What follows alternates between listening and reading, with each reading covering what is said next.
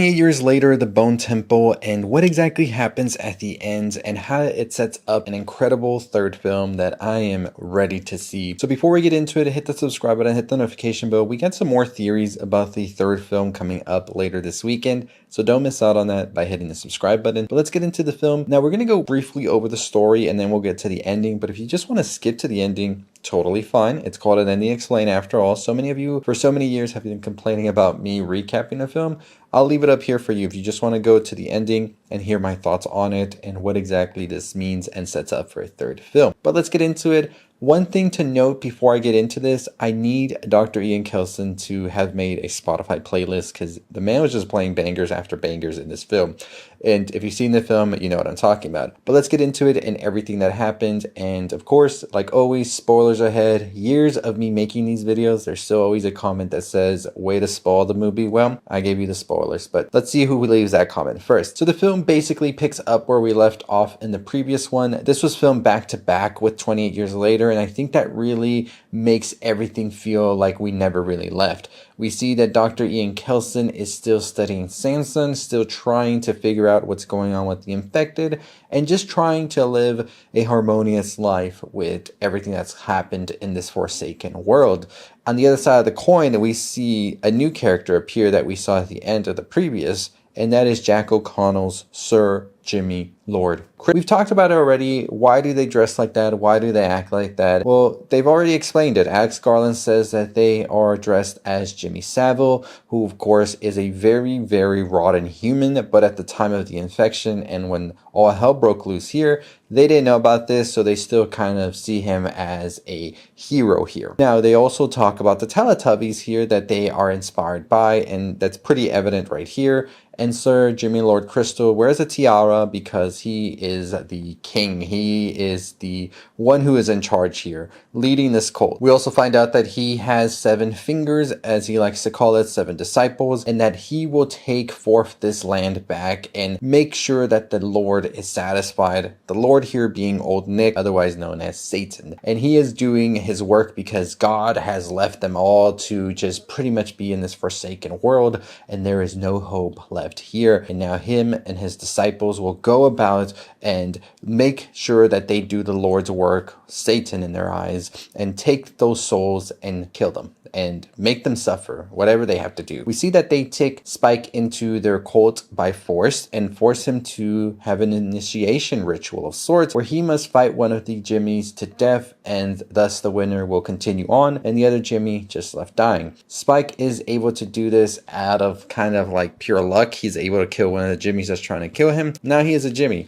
and he is going on these expeditions, torturing people with them, but he doesn't want to take any part in them. We do see one of the characters here, Jimmy Inc., has sort of gotten to a point where they don't really know Sir Lord Jimmy Crystal is indeed the savior he claims to be, and is kind of like doing their own thing at the same time, also still trying to follow suit because what else is there for them to do, she says. We eventually see the Jimmys in this movie come across a group of survivors and antagonize them, eventually torturing them to death, and have one of them be like, you know what, do you want to join the Jimmys? Fight one of the Jimmys and we'll see. The guy obliges and he decides to fight Jemima, who is in his eyes going to be a weak one, but not really. She's pretty cunning and is able to get the best of him. That is until a fellow survivor that escaped, the woman who is pregnant here, is able to help this guy out by throwing a hook that kills Jemima. This causes all of the Jimmys to erupt into chaos and anger of what happened, and thus the other survivors able to set the whole place ablaze, killing a bunch of the Jimmys, and the other survivors able to escape. The pregnant woman's leaving and Sir Jimmy Lord Crystal gets pissed, so he sends Spike out to get her.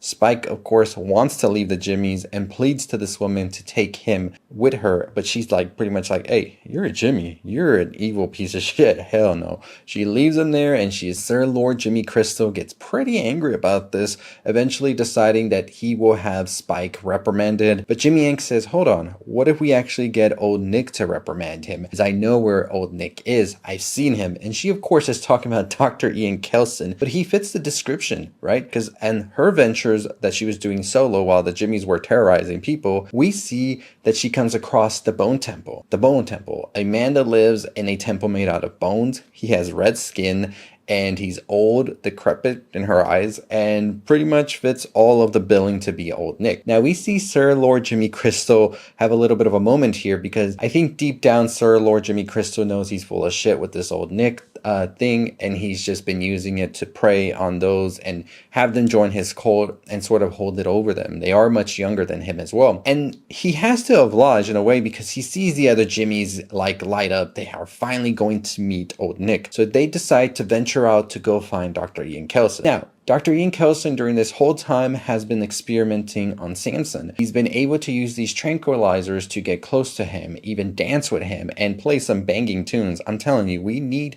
Dr. Ian Kelson's Spotify playlist right now. That'd be some great marketing. We see that Dr. Ian Kelson one day is about to euthanize Samson. He doesn't want him to suffer anymore. He's come close to him, and he realizes too that maybe he should do this because he feels that this is the only way he's gonna really be free ever. Samson has shown signs, but he's never really been able to showcase to Kelson that there is something happening. That is until the night of the euthanization, where we see Samson finally speak as he says moon, and this drives Kelson to the brink of finding a cure, because he starts to realize that there may be a way to convert Samson back to a real life person. And we see him start to make this concoction, but at the same time then we see a dark shadow looming as Jimmy finds his way to the Bone Temple and confronts Kelson, asking if he is Old Nick. Of course Kelson says he is not, but Jimmy's like, you know what, that's cool, but you're gonna have to be Old Nick if you want to live, because I told my disciples that we have found Old Nick and we are going to have Old Nick, and if you don't do this, I will kill you.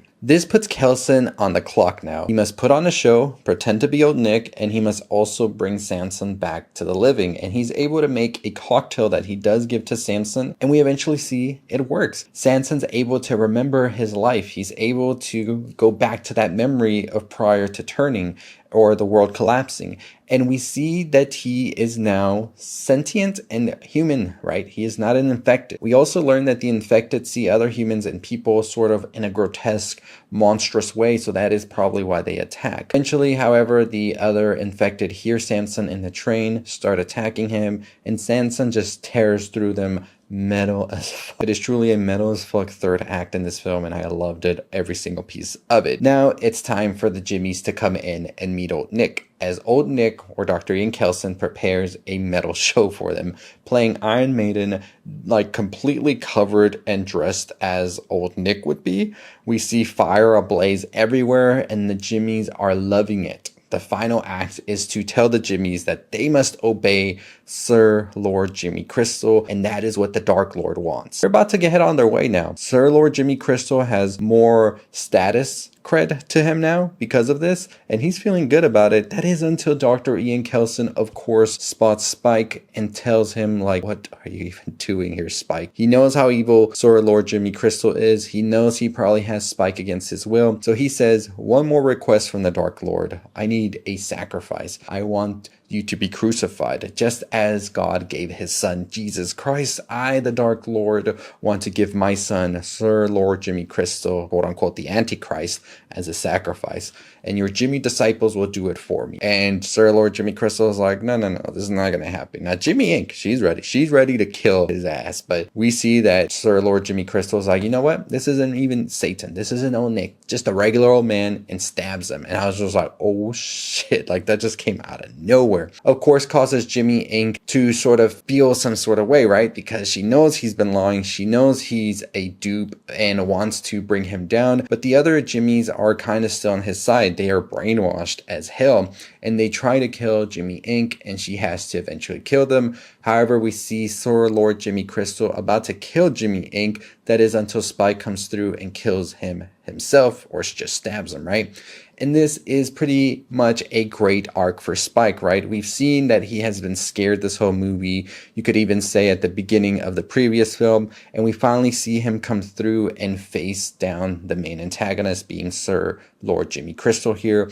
And I think this was fueled a lot by Spike, seeing him just gut Mr. Dr. Ian Kelson down in such a brutal and grotesque way, and that was enough for Spike to say, I've had it, I have to stand up for myself and bring this evil down, and he does. Now, we are led to believe that Dr. Ian Kelson's probably not going to make it out of this, but we do see that Jimmy Inc., now known as Kelly, however, she abandons the Jimmy moniker and heads out with Spike as they will find a new adventure together. Before this, however, they are going to crucify Sir Lord Jimmy Crystal, and we see Sir Lord Jimmy Crystal crucified upside down and left there to die with Dr. Ian Kelson in the Bone Temple. Now, what happens next is Samson appears and he goes to thank Dr. Kelson, and I was happy enough that Dr. Kelson got the opportunity to see that his remedy worked. He was finally able to cure somebody that was infected, and this is definitely going to be a turning point in the franchise for sure. Sir Lord Jimmy Crystal views Samson as Satan, as the devil with horns and all of that, as he screams to not forsake him, but he has forsaken him. So we hear him say, why have you forsaken me, Father? And I think it was really on the nose with the religious text and everything, but not too on the nose where it kind of felt like cheap. It just felt like, yeah, this is what we're getting at here. Sir Lord Jimmy Crystal doesn't get much opportunity, however, to really try to reason what he just saw with Samson, because at one point we see an infected jump on him and attack him. But I think that's pretty much the end for Jimmy Crystal right here. But we have some theories of what could happen if it's not the end. Pretty much where you could say the film ends and then we have sort of a coda or an appendage or a DLC of sorts, because we see that Jim is alive. Yes, Cillian Murphy appears at the very end of this film, now homeschooling his daughter Sam, and they eventually hear something. As they venture out of their home, they see that Spike and Kelly are running from the infected, and they say, you know what? Let's go help them, as the film ends right there. So I thought that this film was great. It really showcases a lot of the evil in the world that can stem from these moments of uncertainty and chaos, and we see it with so much of Jimmy Crystal here, who of course we met at the beginning of the first film as a young boy, was eventually molded by what happened to his father and his family and everything he saw, and he sort of chose to abandon his faith and invert it completely, as now he is a Satanist, right, you could say, and he is out here doing what he believes to be Satan's work. In his eyes and his mind, as he says to the Jimmies, what happened here is that Satan unleashed these demons out into the world, and now he must be the one who is out there at the forefront with his disciples to continue killing these demons, but also ridding the planet of the souls that are still here in order for them to be free or something like that, right? It doesn't really make a lot of sense. It's a lot of contradiction, and I think it's a really great way at representing at how some people will take advantage of people's needs in their moments of despair and all of that, and try to use certain subtext that they learn, twist it around so it benefits them, and thus we have a bunch of leaders that are going to lead us into despair just for their own personal gain, and they're going to use you as pawns once you're dead. Whatever, hardly even knew them, right? That's how they go. And they will just get another pawn. That's how they see it, using fear, using a totalitarian type of power, right? And that's what Sir Lord Jimmy Crystal is. He's all of those people that we see in power that use fear to drive people to their side and then use them. Ultimately, something happens to them. They just discard them like nothing. A bunch of leaders like that today, right? And I really did like Dr. Ian Kelson's other side of the story here, where we see that this is a person who still has hope, who still thinks that there is a way to return or find a better way at the same time. He doesn't see the infected as being these people that you just have to kill, right? These demons and all of that. He wants to help them. He needs to find a cure. He is a doctor. He is important to this story.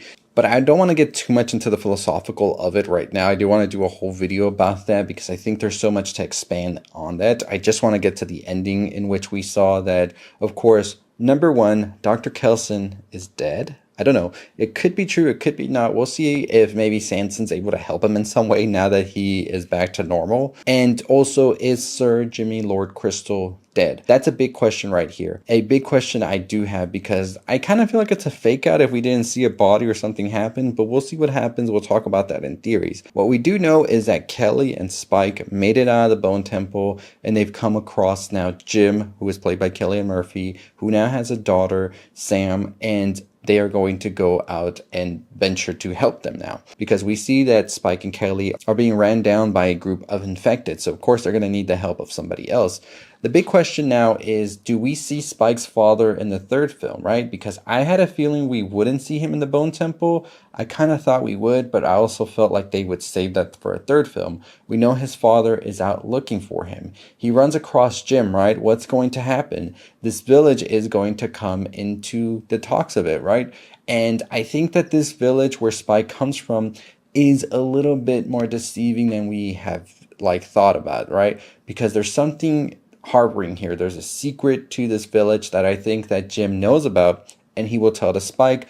And I think Spike's father's not going to like this. And I think that's where we're going to see these different morales start to sort of butt heads. The big thing also is Samson is now living and he is not infected. How will that village sort of explain that to the people there that are living in fear? Now that they know that there is a way to bring back the infected, how do people feel that have family members that were infected?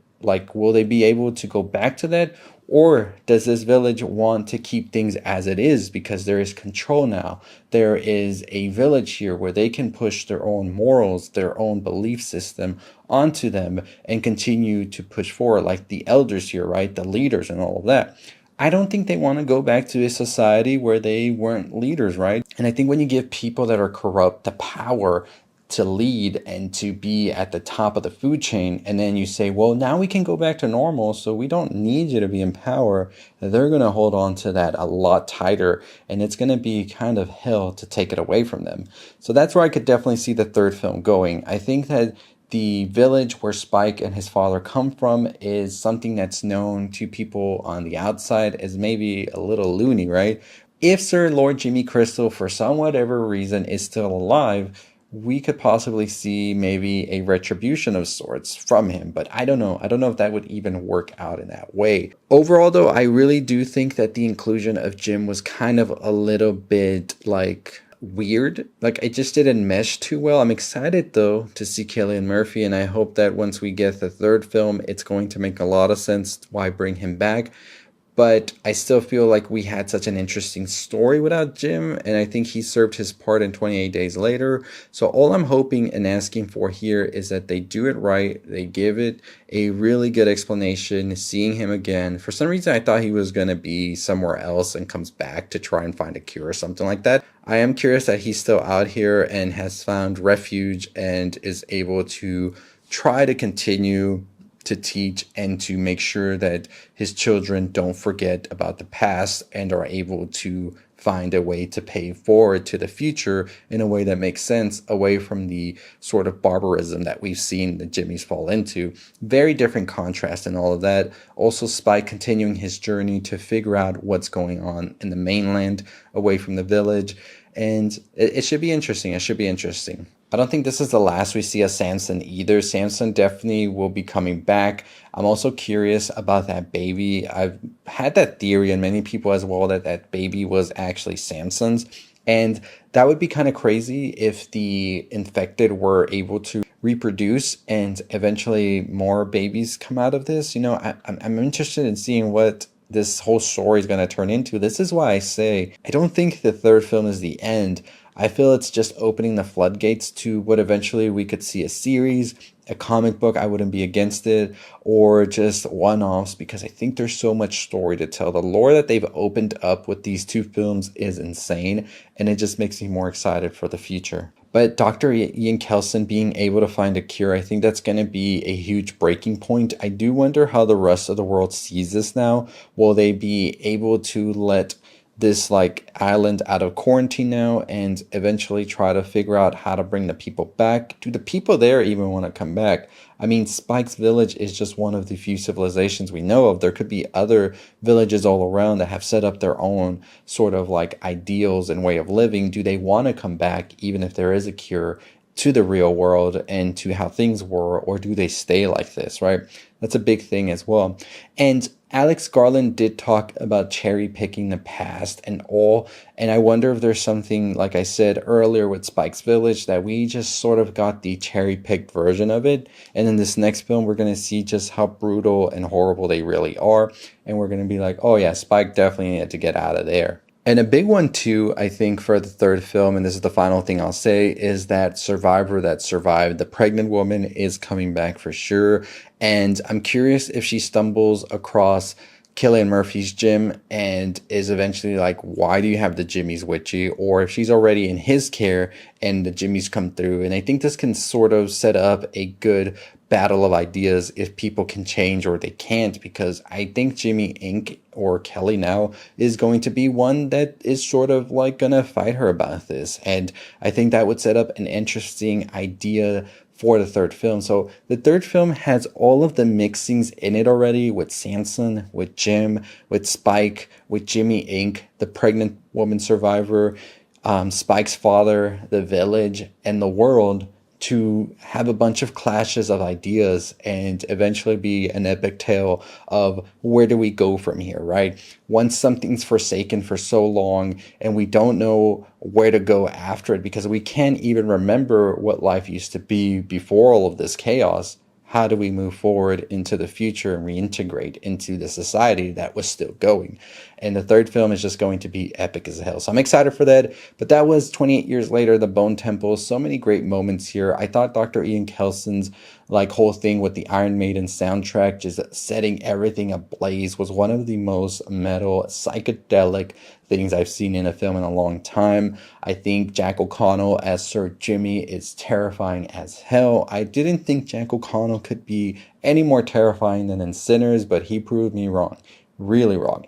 Really great stuff here, and I'm excited to talk more about it with you, so stay tuned for that. We got about 2 or 3 more videos where I want to talk about the third film and some of the philosophy in this film and also symbolism, so stay tuned. This weekend is a 28 years later The Bone Temple weekend.